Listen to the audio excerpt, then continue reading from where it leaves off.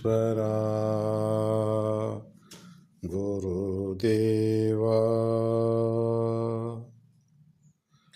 மாமகரிஷி வேணுகோபால சுவாமிகளின் அருளாசியும் அருள் சக்தியும் நாம் அனைவரும் பெறுவோம். அன்பு தாய்மார்களே, சகோதர சகோதரிகளே, தியானவழி அன்பர்களே, அருளாளர்களே, மெய்ஞானிகளே, தவசிகளே, யோகிகளே, மகான்களே, உலக மக்களே, அனைவரையும் மனம் மொழி மெய்யால் வணங்குகின்றேன்.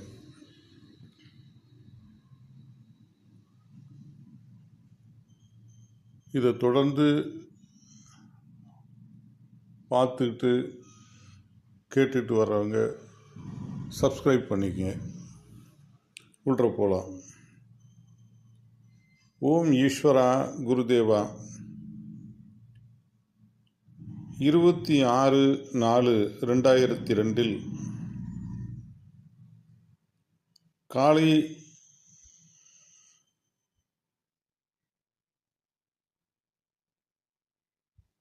பௌர்ணமி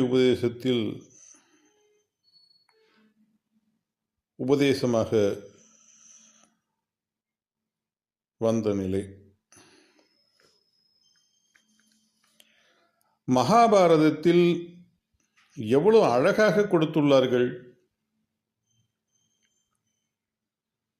மகாபாரதத்தில் எவ்வளவு அழகாக கொடுத்துள்ளான் வியாசகன்.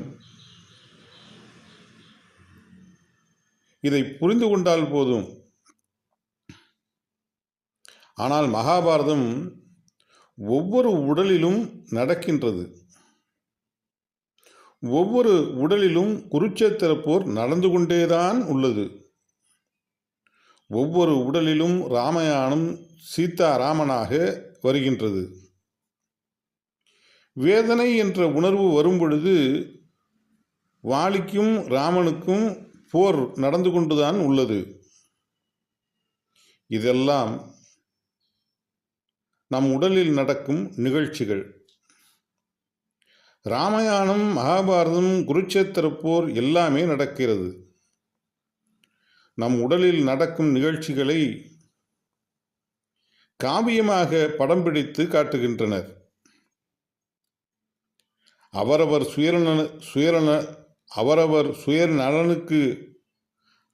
சுயநலனுக்கு எத்தனை திசை திருப்பி மாற்றிக்கொண்டார்கள் என்பதை புரிந்து கொண்டால் போதும். நான் ராமாயணம் படிக்கவில்லை, வியாசகர் எழுதியதும் படிக்கவில்லை. குருநாதர் எப்படி எடுத்தார் என்று சொன்னார். வான்மீகி எப்படி இந்த நிலைகளை எடுத்தார் என்று சொல்லியிருக்கிறார். அதன் வழியில் காற்றில் உள்ளது. நீ எடுத்து பார், உணர முடியும். நீங்களும் எடுக்க முடியும். உங்களுக்குள் ராமாயணம் நடப்பதையும் பார்க்கலாம். உங்களுக்குள் வாலி எப்படி போர் நடக்கின்றது என்பதையும் பார்க்கலாம். அதே சமயம் நுகரும்போது உயிரில் குருட்சேத்திர போர் நடக்கின்றது. உடலில் உள்ள கௌரவர்கள் எப்படி எதிர்த்து போராடுகின்றார்கள் என்ற நிலையை நீங்கள் பார்க்கலாம். ஒவ்வொரு நொடியிலும் உங்கள் வாழ்க்கை நடந்து கொண்டேதான் உள்ளது. இதைத்தான் அன்று காவியமாக படைத்து கொடுத்தனர். ஆக இந்த கடவுளின் அவதாரத்தில் எப்படி கண்கள் தோன்றிய பின், அதாவது பிரம்மத்தைச் சேர்ந்தது, பரிணாம வளர்ச்சியில் தீமையிலிருந்து விடுபட வேண்டும் என்று ஒரு படி அதிகமாக ஒவ்வொரு உடலிலும் சேர்த்து மாற்றிக்கொண்டே வந்தது இந்த உயிர்தான். உணர்வுக்கொப்ப ரூபங்கள் எல்லாம் சந்தர்ப்பம்தான். நாம் இங்கு வந்துள்ளோம், கேட்கும் ஆர்வத்தில் இருக்கின்றோம். இந்த சந்தர்ப்பத்தை பெற வேண்டும் என்ற ஆசையில் இருந்தால் உங்களுக்குள் விளையும். நான் பேசுவது கொஞ்சம்தான் ஞானம். அதன் வழியில் வந்தால் அந்த ஞானம் பூராவும் தெரிந்து கொள்ள முடியும். எனக்கு குருநாதர் கொஞ்சம்தான் கொடுத்தார். அதன் வழியில் எடுக்க ஆரம்பித்த பின் அருளெல்லாம் நான் புரிந்து கொள்ள முடிந்தது. காட்டிற்குள் நான் அனுபவித்து தெரிந்து கொண்டேன். இதை நீங்கள் நாட்டிலிருந்தே தெரிந்து கொள்ளலாம். உங்கள் உடலுக்குள் கரடி, புலி, யானை எல்லாமே உள்ளது. கேட்டறிந்த உணர்வுகள் புலியாகவும் இருக்கிறது, காட்டிற்குள் இருக்கிறது. ஏனெனில் நீங்கள் நுகர்ந்து எத்தனையோ நிலைகளிலிருந்து தப்பி வந்தாலும் வெறுப்புப்பட்டோம், வேதனைப்பட்டோம். தீவிரவாதி அங்கு கொள்கிறான், இங்கு கொள்கிறான் என்ற உணர்வை நுகர்ந்தபின் இரக்கமற்று தாக்கும் உணர்வு உங்களுக்குள்ளும் வருகிறது. இது கேன்சராக மாறி நல்ல குணம் பூராவும் காலி பண்ணுகிறது. இதற்கு நீங்கள் என்ன மருந்து கொடுத்தாலும் என்ன செய்ய முடியும்? கொஞ்ச நாள் இருக்கலாம். இப்போது நான் எல்லோருக்கும் உதவி செய்து கொண்டுதான் இருக்கிறேன். 100 பேர் அல்லது 1000 பேர் அங்கிருந்து கொண்டு சாமி சாமி என்று சொல்லி இருக்காமல் சாமி சொன்னபடி நல்லது நினைத்தால் போதும். அதை விட்டு சாமி எனக்கு வழி தாங்க முடியவில்லை என்று நினைக்கின்றார்கள். 10 பேர் சேர்ந்து எண்ணினால் என்னால் இங்கு தாங்க முடியவில்லை. உங்களுக்கும் நான் காக்கும் உணர்வு கொடுக்கிறேன். நோயாளிக்கு தெரியாதபடி கேட்கிறேன். இதை நான் சமாளிக்க வேண்டும். உணர்வுகளில் ஒவ்வொருவர் தொடர்பு கொண்டுதான் உள்ளோம். ஒருவரோடு ஒருவர் தொடர்பு கொண்டுதான் உள்ளோம். இதுபோன்ற நிலைகளிலிருந்து தப்புவதற்கு உபாயத்தையும் கொடுக்கின்றேன். இதேபோல நாம் பரிணாம வளர்ச்சியில் வளர்ந்து வரும்போது பல உடல்களில் தீமைகளிலிருந்து நீங்க வேண்டும் என்ற உணர்வு எடுத்து உயிர் அதற்கு தக்க உடலமைப்பு ஆகி கொஞ்சம் படிப்படியாக தீமையிலிருந்து நீங்கும் உணர்வு பெற்றபின் பன்றியாக உருவாகிறது. இதே உயிர்தான். கடவுள் யார்? 10 நிலைகளில், அதாவது 10வது நிலையை அடைந்தால் உயிரைப் போலவே ஒளி உடலாகலாம். 9வது நிலையில் எது மாற்றம்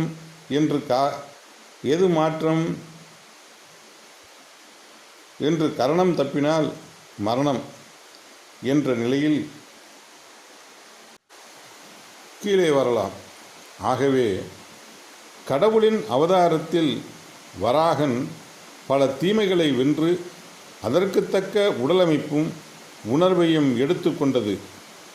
பன்றி சாக்கடையில் உள்ள நாற்றத்தை பிளந்து நல்ல உணர்வுகளை எடுக்கின்றது. பன்றியின் வாழ்நாள் முழுவதற்குமே தீமையிலிருந்து விடுபட்டு நல்ல உணர்வை சேர்த்து நல்ல உணர்வு அதிகமானால் அதில் தொக்கியுள்ள உணர்வை பிளந்துவிட்டு வெளிவருகின்றது. வெளிவந்த உயிர்தான் இன்று நம்மை மனிதனாக உருவாக்குகின்றது. இதுதான் பன்னியின் உடலில் சாக்கடையில் உள்ள நாற்றத்தை பிளந்தெடுக்கும் போது சீத்தாராம் அதன் சுவைகளை எந்த சுவை எண்ணுகின்றதோ சந்தோஷமான நிலையை நீக்கி அந்த எண்ணங்கள் கொண்டு அந்த உணர்ச்சியை இயக்குகின்றது. சீத்தாராம். முதலில் சொன்னேன் சூரியன், 2வது சொன்னேன் உயிர், விஷ்ணு 3வது. விஷ்ணுவின் மறு அவதாரம் சீத்தாராமன் ஆக நாம் பார்க்க வேண்டும் என்ற எண்ணத்தால் உருவாக்கப்பட்டது கண்கள். கண்களான பின் கூர்மையாக பார்த்து எதன் உணர்வை நுகர்கின்றதோ அதற்கு பிறகு அந்த உணர்வுக்கொப்ப எண்ணங்கள் எப்படி தீமையை நீக்க வேண்டும் என்ற எண்ணத்தின் உணர்வு கொண்டு தன்னை காக்க வேண்டும் என்ற உணர்வு வந்த பிறகுதான் பன்றியின் உடல் உருவாக்கப்பட்டு நாற்றத்திலிருந்து நல்ல மனத்தை நுகர்ந்து கவர்ந்து அது வாழ்நாள் முழுவதற்கும் அது பெறுகின்றது. அழுக்கு தண்ணீரில் நல்ல நீரை விட்டால் எப்படி அழுக்கு தண்ணீர் குறைகின்றதோ இதைப்போல நல்ல தண்ணீர் வருகின்றது. இதுபோல பன்றியின் உடலிலே தீமைகளை நீக்கும் நிலை சீத்தாராம். சுவையின் உணர்ச்சி கொண்டு அது வாழ்நாள் முழுவதற்கும் வளர்ந்தது. எண்ணத்தால் உடலமைப்பை கொண்டு வந்தது. விஷ்ணுவின் மறு அவதாரம் சீத்தாராம். சுவைக்கொப்ப எண்ணங்களின் உணர்ச்சி கொண்டு இன்று மனிதனை உருவாக்கியது. மனிதனான பின் நாம் சாப்பிடும் ஆகாரத்திற்குள் இருக்கும் நஞ்சினை மலமாக மாற்றுகின்றது. ஆகவே நஞ்சை நீக்கியது. அதே நஞ்சை நீக்கும் உணர்வு வலுப்பெற்ற பின் நம் சுவாசத்திற்குள் உணவுக்குள் கலந்து வரும் நஞ்சினை இது மலமாக மாற்றுகின்றது. கடலில் காரத்தை கரைத்தால் கொஞ்ச நேரத்தில் மறைந்துவிடும். ஒரு டம்ளரில் காரத்தை கரைத்தால் இதற்குள் தான் இருக்கும். தீமையை நீக்கும் உணர்வை நாம் பெற்றபின் மனிதனான பின் நம் உடலில் நஞ்சினை மலமாக மாற்றும் சக்தி பெறுகின்றது. பரசுராம் நாம் நஞ்சு என்று தெரிந்து கொண்டபின் சமப்படுத்தும் நிலை வருகின்றது. இதுதான் பரசுராம். பரசுராம் என்றாலும் நமக்குள் பல கோடி தீமைகளை நீக்கி நன்மை பெற வேண்டும் என்ற உணர்வு நம் உடலுக்குள் உண்டு. சீத்தாராம் பரசுராம் ஆனபின் பரிவால், பண்பால், பாசத்தால் பிறரின் கஷ்டங்களை நீக்கி அதை கேட்டுணர்கின்றீர்கள். அந்த சுவையில் வெளியில் நடக்கும் பல தவறான உணர்வுகளை நுகர்கின்றீர்கள். மற்ற பரிணாம வளர்ச்சியில் தன் ஆகாரத்திற்காக செல்கின்றது. எதிரிகள் வந்தால் தப்பித்து செல்கின்றது. மனிதன் ஒரு வீட்டில் குடும்பம் நன்றாக இருக்க வேண்டும் என்று நினைக்கின்றோம். பையனுக்கு நோயெனில் இப்படி ஆகிவிட்டதே என்று வேதனைப்படுகின்றோம். இந்த வேதனையான உணர்வை எடுத்து தொழில் செய்ய போனால் வேதனை கலந்த சொல்லை அடுத்தவர் கேட்கப்படும் போது நாம் வாங்கி சென்ற சரக்கை சரியாக பயன்படுத்த முடியாமல் கெட்டுப்போகின்றது. நம் உணர்வு முன்னாடியே வேலை செய்கின்றது. அந்த கடைக்கு போனால் மோசமான சரக்கு, அதுவே நல்ல சரக்கு தான். நம் உணர்வு முன் இருந்து உணர்ச்சியால் அவர்களால் சரியாக செய்ய முடியாதபடி ஆக்குகின்றது. இப்படி நம்மை அறியாமலேயே மனித வாழ்க்கையில் நாம் பண்பாக, அன்பாக நண்பர்களை பார்க்கும் பொழுது அவர்களின் வேதனையை எடுத்துக்கொள்கின்றோம். அது வலிமையாகின்றது. இங்கே பல கோடி தீமைகளை நீக்கி வலிமை கொண்டு இந்த நஞ்சினை பிளந்து நல்ல உணர்வை எடுத்து பரிணாம வளர்ச்சியில் பன்றி உடலில் இன்று கூறுகின்றான் விஞ்ஞானி. பன்றி உடலில் உள்ள உறுப்புகளை மனித இதயத்திற்கு பொருத்தலாம். கடவுளின் அவதாரத்தில் அகஸ்தியன் பல லட்சம் ஆண்டுகளுக்கு முன் இதை கூறியுள்ளான். இப்பொழுது பன்றியின் உறுப்புகளை மனிதனுக்கு பொருத்துகின்றார்கள். இதேபோல கடவுளின் அவதாரத்தில் பரசுராமனுக்கும் சீதாராமனுக்கும் போர் நடந்ததை காட்டுகின்றார்கள். நம் உடலில் பரசுராம் என்ற நிலை வந்தாலும் தீமையை நீக்கும் சக்தி நமக்குள் உண்டு. வேதனைப்படும் உணர்வை நாம் நுகரப்படும் போது அந்த மனித உடலில் வேதனையான உணர்வு சேருகின்றது.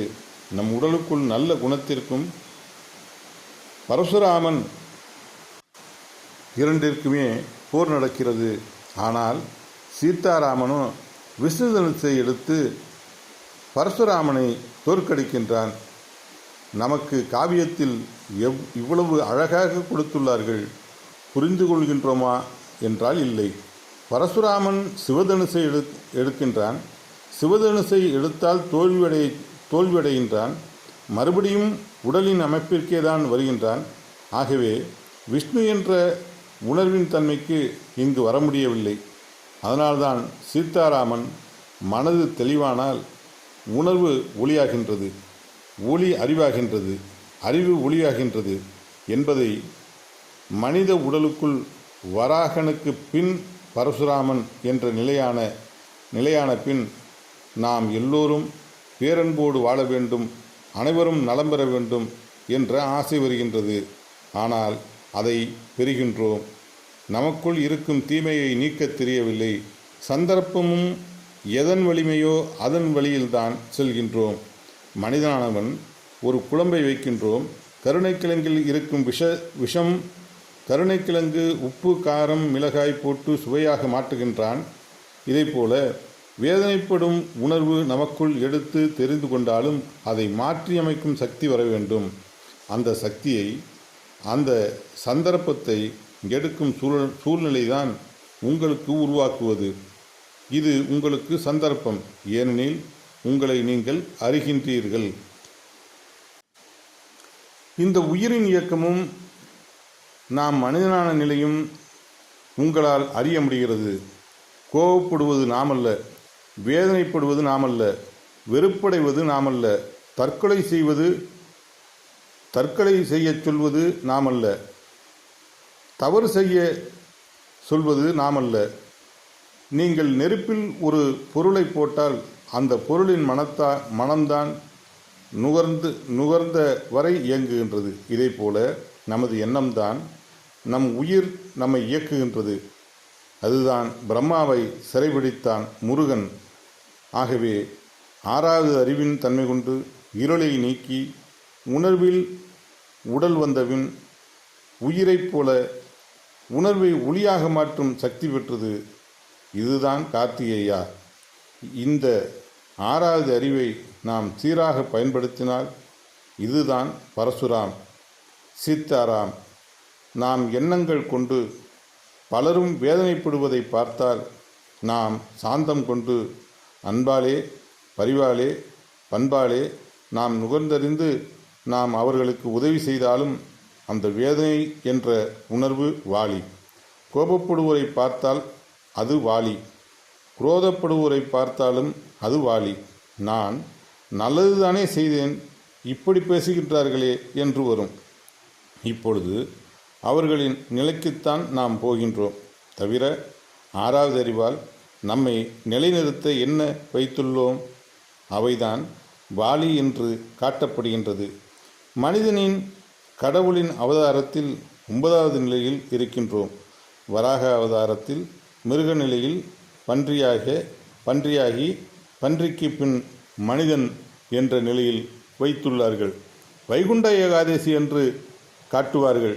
ஏகாதசி விரதம் என்றால் இந்த மாதம் முழுவதற்கும் நாம் எத்தனை பேரை சந்தித்தோமோ, எத்தனை பேரின் கஷ்ட நஷ்டங்களை கேட்டறிந்தோமோ, சிறுக முதலில் உதவி செய்தாலும் கொஞ்சம் கொஞ்சமாக சேர்ந்து ஒரு மாதத்தில் கூடி விடுகின்றது. நாம் எத்தனை பேரை இந்த மாதத்திற்குள் பார்த்து கோபப்பட்டது, வெறுப்புப்பட்டது, குரோதம், வேதனைப்பட்டது, இதையெல்லாம் நாம் பார்க்கின்றோம். ஏகாதசி விரதம் என்றால் என்ன? நாம் 10வது நிலையை அடைய வேண்டுமென்றால் நாம் வாழ்க்கையில் பிறருடைய கஷ்டங்களையோ நஷ்டங்களையோ கேட்டிருந்தால், நோய்வாய்ப்பட்டிருந்தால், நம்மை யாரும் திட்டியிருந்தாலும் அந்த நேரத்தில் எதை எண்ண வேண்டும்? ஏகாதசி விரதம் என்று துருவ நட்சத்திரத்தின் பேரொளியை பெற வேண்டும். ஏகாதசி விரதம் என்று துருவ நட்சத்திரத்தின் பேரொளியை நான் பெற வேண்டும். என் இரத்த நாளங்களில் கலக்க வேண்டும். என் உடலில் உறுப்புகளை உருவாக்கிய அணுக்கள் அனைத்தும் பெற வேண்டும் என்ற இந்த உணர்வை கூட்டிக் கொள்ள வேண்டும். இது வலுவானபின் நான் பொருளறிந்து செயல்படும் சக்தி பெற வேண்டும். என் சொல் கனியை போன்று சுவையான சொல்லும் செயலும் பெற வேண்டும். கேட்போருக்கு இந்த இனிமையான நிலைகள் பெற வேண்டும். இந்த தெய்வீக குணத்தை பெற வேண்டும். தெய்வீக அன்பை பெற வேண்டும். தெய்வீக அருளை பெற வேண்டும். தங்கம் எப்படி மங்காது இருக்கின்றதோ தங்கத்தை போல என் மனம் மங்காத நிலை பெற வேண்டும். நான் பார்த்த குடும்பமெல்லாம் பகைமை மறந்து சந்தோஷமாக இருக்க வேண்டும். நாம் பல சரக்குகளை எடுத்து குழம்பில் வைத்து சமப்படுத்தும் போது ருசியாக உள்ளது. எந்த பொருளாவது அதிகமாகிவிட்டால் ருசி கெட்டுவிடும், அதன் நிலைக்கு மாறிவிடும். இதுபோல இந்த மாதம் முழுவதற்கும் நாம் எத்தகைய நிலை தெரிந்து இருந்தாலும் அந்த மாதத்தில் ஒரு நாள் காலையில் 4 to 6க்குள் அந்த துருவ நட்சத்திரத்தின் பேரருளும் பேரொழியும் நான் பெற வேண்டும் என்று எண்ண வேண்டும். 6வது அறிவு வலிமை மிக்க சக்தி. இந்த சக்தியின் துணை கொண்டு கண்ணிலே நினைவை செலுத்தி அந்த துருவ நட்சத்திரத்தின் பேரருள் பேரொழி பெற வேண்டும் என்று ஏங்குதல் வேண்டும். டேப் ரெக்கார்டர் இங்கு வைத்துள்ளார்கள். அதிலுள்ள மேக்னட் மைக்கிலிருந்து இது கவர்ந்தபின் நம் கண் அதை கவரும் சக்தி பெற்றது. உடலுக்குள் எண்ணத்தை 6வது அறிவால் உருவாக்கி அதை பெற வேண்டும் என்ற எண்ணத்தை செலுத்தி ஏங்கி ஒரு நிமிடம் ஏங்கிய பின் அடுத்து நம் கண்களை நாம் சுவாசிப்பது உயிரிழை பட்டுதான் தெரிகிறது. இதற்கும் அவர்கள் செய்தது, கேட்டது, பார்த்தது எல்லாம் நமக்கு வழிநுகர்ந்து உயிரிழை பட்டுதான் உணர்ச்சி எண்ணங்களாகி உமிழ்நீராகி நம் உடலுக்குள் அந்த இயக்க அணுக்கள் மாறி இயக்க அணுக்கள் அவர்கள் எப்படி தீமை செய்தார்களோ அந்த தீமை செய்த அணுக்களே விளைகின்றது. இதுபோன்று தீங்கான அணுக்களுக்கு செல்லாதபடி இதை தடுப்பதற்காக அந்த துருவ நட்சத்திரத்தின் பேரருளும் பேரொழியும் பெற வேண்டும் ஈஸ்வரா என்று இந்த 6வது அறிவால் அந்த துருவ நட்சத்திரத்தின் பேரொழியை பெற வேண்டும் என்று இச்சைப்பட வேண்டும். ஏனெனில் பல கோடி உடல்களில் தீமையை நீக்கி வலிமையான சக்தி வள்ளி, அந்த வலிமையான சக்தியின் துணை கொண்டு நாம் அதை எண்ணி இயங்க வேண்டும். ஏங்கிய பின் அடுத்து கண்களை மூடி நம் உயிரான ஈசனிடம், ஏனெனில் விஷ்ணு அவன்தான், அந்த நெருப்பு அவன்தான், அதோடு சேர்ந்த காந்தம் இதனுடன் இணைந்து அதில் மோதப்படும் போது அந்த உணர்வின் உணர்ச்சிகள் நமக்குள் வளர்கின்றது. இது இச்சைப்படும் போது உணர்ச்சிகள் கிரியையாகின்றது. அதே சமயம் அந்த தீமையை நீக்கி உணர்வுகள் நமக்குள் பட்டபின் சங்கு சப்த உணர்ச்சிகள் வெளிப்படுகின்றது. இந்த உணர்ச்சிகள் உடல் முழுவதும் செல்கின்றது, அதன் வழி இயங்குகின்றது. இதுதான் நம் உயிரின் இயக்கம். இப்படி இயங்குகின்றது என்றாலும் அரங்கநாதன் அரங்கத்திற்குள் உயிர் நுகர்வதை நாதத்தின் வழியாக உணர்ச்சிகள் இயக்குகின்றது என்று இந்த அளவில் நிறைவு செய்கின்றார்கள். நலம் பெறுக, வளம் பெறுக, மகரிஷிகளை நரிசக்தி பெறுக. ஞானகுரு வேணுகோபால சுவாமிகள். அற்புதமான உபதேசங்க. அதாவது நம்முடைய உயிரில் ராமாயணம், மகாபாரதம் எல்லாம் எப்படி நடக்குதுங்கிறத சொல்கிறார். உயிரில் மோதும்போது குருட்சேத்திர போர், ஒரு உணர்வானது உயிரில் மோதும் பொழுது குருட்சேத்திர போர், உடலாகும்போது மகாபாரத போர். இந்த நிலைகள் உடலில் எவ்வாறு நடைபெறுகின்றது என்பதை வியாச பகவான் கண்டுணர்ந்தார், எழுதியும் வைத்தார். சாமி என்ன சொல்கிறாரு, நான் அதை படிக்கலை, காற்றுலேருந்து நீ எடுத்துப்பார், காற்றுலேருந்து பிரித்து நீ எடுத்தினா அதை நீ உணர முடியும். அதுபோல் நமக்கும் என்ன சொல்கிறாரு, நீங்களும் அதை உணர முடியும் அப்படிங்கிறார். ஆக அதுபோல் ராமாயணத்தையும் சொல்கிறார். ராமாயணம்ங்கிறது, ராமனுங்கிறது எண்ணம், யானம் என்றால் செலுத்துதல். எந்த உணர்வை எக்குணத்தின் தன்மை கொண்டு எந்த உணர்வை சுவாசிக்கின்றமோ, சுவாசித்த உணர்வு உயிரில் போய் மோதும்போது அங்கு எண்ணமாக உருவாகிறது அப்படிங்கிறத நிலைகளை சொல்கிறாங்க. ஆக மாதத்தில் ஒரு நாள் நீங்கள், அதாவது இந்த வைகுண்ட ஏகாதசி அன்றைக்கி தானே அந்த ஏகாதசி விரதம் செய்வாங்கள்ல, அன்றைக்கி சொல்கிறாங்க. அந்த நாளில் நீங்கள் துருவ நட்சத்திரத்தின் பேரொழியை காலைல 4:30லேருந்து 6:30க்குள்ளே எடுத்துங்க. அந்த துருவ நட்சத்திரத்தின் பேரொழியை உங்கள் உடல் முழுவதும் படர்ந்து உங்கள் உடலில் உள்ள ஜீவனுக்கள் ஜீவான்மாக்கள் பெறணும் அப்படிங்கிறத எடுத்துங்கன்ட்டு இப்போ அப்போதைக்கு சொல்லியிருக்காங்க. இப்போ இன்றைய காலகட்டம்லாம் நம்ம டெய்லி துருவ தியானம் செஞ்சு தான் ஆகணும். காலைல 4:30 பிரம்ம முகூர்த்தத்தில் விடிய காலைல 4:30லேருந்து 6:30க்குள்ளே குறைஞ்சது ஒரு அரை மணி நேரமாச்சும் எடுத்தோம்னா தான் அன்னைக்கு நாள்லேருந்து நாம் தப்பிக்க முடியும். இல்லாட்டினா உணர்வுகிட்ட போய் நாம் மாட்டிக்கணும். பிறவியில்லா நிலை பெறுவதும் கொஞ்சம் கடினமாக இருக்கும். துருவ தியானத்தை செய்து கொண்டே இருந்தோம், அனுதினமும் செய்து கொண்டிருந்தால் குரு அருளால் அந்த அருள் மகர்ஷின் அல்வட்டத்தில் இணைந்து சப்தரிஷி மண்டலத்தில் என்று மொழியான நிலையான ஒளி சரீரத்தை பெற்றுவிடலாம். ஓம் ஈஸ்வரா குருதேவா கருணை சுருவா.